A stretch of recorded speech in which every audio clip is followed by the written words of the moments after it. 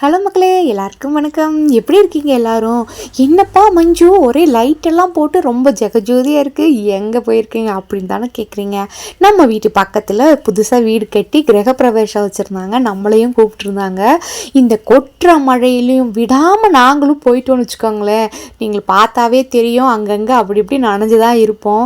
அதான் புயலுன்னு சொல்லுறாங்களே, புயல் மட்டுமா என்னென்னமோ வந்து அடிக்குதுங்க. ஆனால் மழை மட்டும் போகவே மாட்டேன்ப்பா, நான் இன்னைக்கு நின்று தான் பெய்வேன் அப்படிங்கிற மாதிரி ஒரே சோன்னு கொட்டிகிட்டே இருக்காங்க. அதுலேயும் அடித்து பிடிச்சி போயிட்டோமுங்க. போய் வீடெல்லாம் சுற்றி பார்த்தோம்.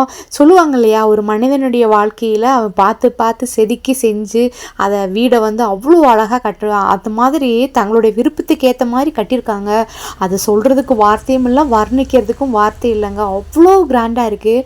என் வாழ்க்கையில் நான் இந்த மாதிரி ஒரு வீடு பார்த்ததே இல்லைன்னு வச்சுக்கோங்களேன். சினிமாவில் தான் பார்ப்போம். அந்த மாதிரி கிராண்டாக கட்டியிருந்தாங்க. அந்த அண்ணாட்ட சொல்லிட்டோன்னா செம்ம சூப்பராக இருக்குங்க அப்படின்ட்டு. பகலில் ஒரு நாள் வாங்கப்பா அப்படின்னு கூப்பிட்ருக்காங்க. பார்க்கலாம் அப்படின்ட்டு. சரிங்களா, அதுக்கப்புறம் என்னப்பா அப்படி கேட்டிங்கன்னா, நம்ம போன வேலை சாப்பாடு முக்கியம். சாப்பிட்டுட்டோம், செம்ம டேஸ்ட்டாக இருந்துச்சு. புஃபே சிஸ்டம் தான் வச்சுருந்தாங்க. அதனால் தட்டு எடுத்துகிட்டு போய் ஆளுக்கு பிடிச்சது கொஞ்சம் கொஞ்சம் வாங்கி சாப்பிட்டுட்டு, சரி காலகாலத்தில் வீட்டுக்கு கிளம்பிடுவேன், இந்த மழையில் என்ன தான் பண்ண போகிறோம் அப்படின்ட்டு கிளம்பிட்டோமுங்க.